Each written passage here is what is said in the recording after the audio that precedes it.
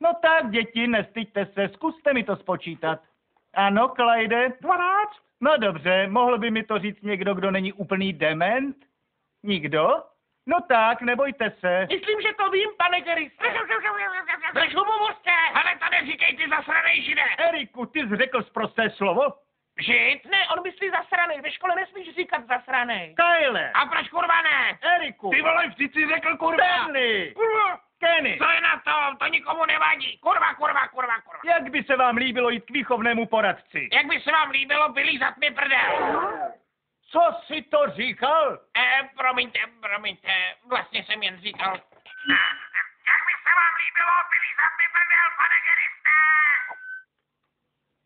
Jak kurva, ty vole.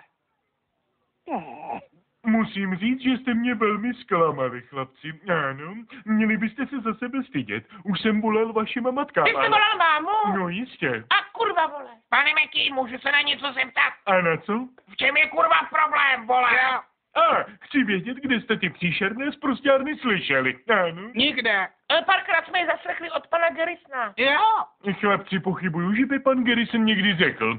Mrdej tučňáka do ucha, ty buzno.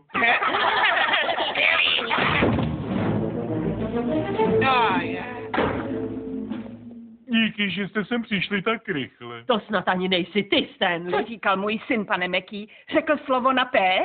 Ne, ještě něco horšího. Slovo na K? Tady mám krátký seznam výrazů, které používali. Ano. Pane bože? Co je to sakra ten voblouk? To je, když dáš nohy za hlavu a někdo ti líže prdel.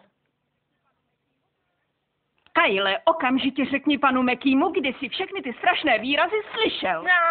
Já. Nemůžem to říct, protože jsme přísahali, že to